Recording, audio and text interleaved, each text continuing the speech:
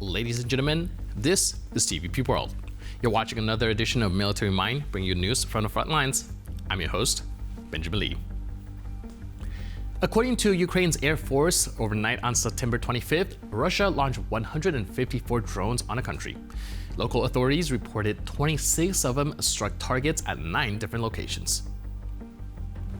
Kherson was particularly affected, with Russian forces dropping about 15 aerial bombs on the city in the space of an hour, according to the regional administration. An administrative building and 9 private homes were damaged. According to state officials, 3 residents were wounded in the shelling. In Sumy, local officials say residential neighborhoods were hit, with homes damaged and possible disruptions to electricity and gas supplies. Meanwhile, in Denmark, Aalborg Airport was forced to close its airspace for about an hour overnight, the second time in a week after reports of unidentified drones spotted in the vicinity. Police say they noticed something resembling a drone near the airport and received numerous reports from residents across the region, though searches found nothing. Authorities have described the incident as part of a, quote, hybrid war, but the origins of the drones remains unknown. In Russia's Krasnodar region, debris from a downed Ukrainian drone caused a fire at the Efipsky oil refinery.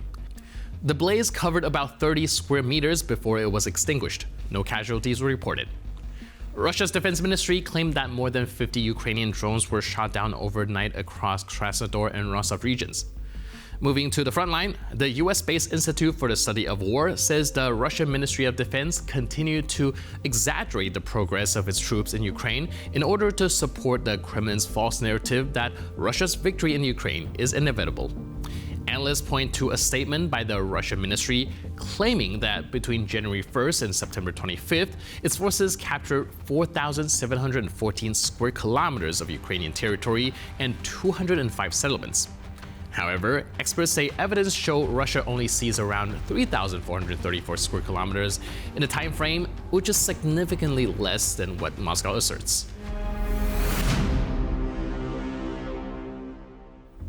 Ukrainian operators from the Unmanned Systems Forces coordinated effectively with HIMARS multiple launch rocket systems, guiding a strike on a Russian artillery position. As a result of the precise attack, a truck and an ammunition depot were destroyed, and the enemy's cannon was heavily damaged. Russian forces also suffered personnel losses, significantly reducing the unit's combat capability in the area. This operation shows the impact of integrating unmanned reconnaissance with long-range rocket systems. It enables Ukrainian forces to carry out high-precision strikes even against well-protected Russian targets.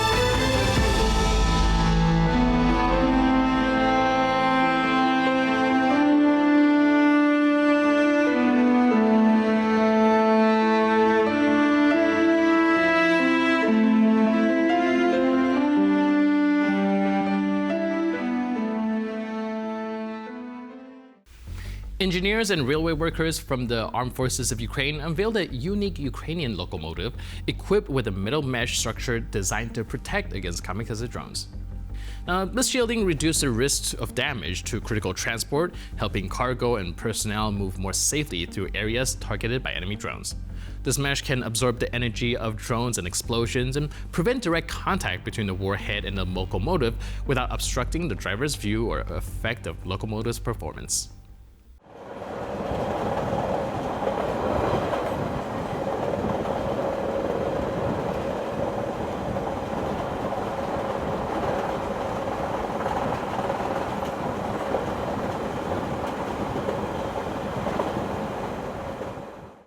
On one of the roads in Donetsk region, Russian soldiers are forced to drive past their own armored vehicles graveyard.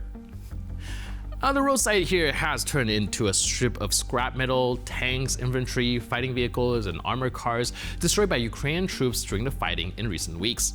The equipment was pulled aside during road clearance to ensure passage for subsequent convoys. But the picture makes a symbolic impression. As the occupiers are moving ahead, they pass by physical reminders of how each of their attack ends. Burned out hulls, shattered turrets, and torn off tracks. All evidence of the intensity of the fighting and the precision of Ukrainian artillery and drone operators. Each of these pieces of equipment cost the Russians millions of dollars, but now they have been turned into scrap metal.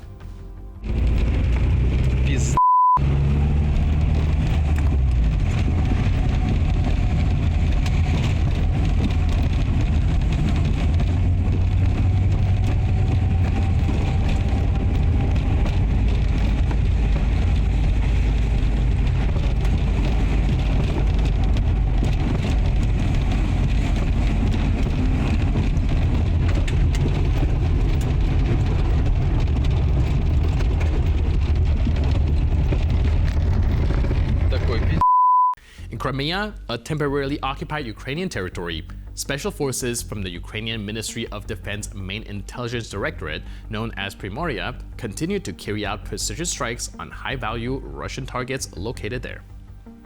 In their latest raid, Ukrainian reconnaissance officers set fire to two N-26 transport aircraft belonging to the occupiers' air fleet. They also struck a surface situation radar station and a coastal MR-10M1 MIS-M1 radar system, both used to monitor and control activity across the peninsula. Now, these successful operations reflect the strategic approach of Ukrainian military intelligence, combining refined precision, reduced risk to personnel, and maximum impact on enemy resources. According to experts, the destroyed equipment and machinery are worth tens of millions of dollars.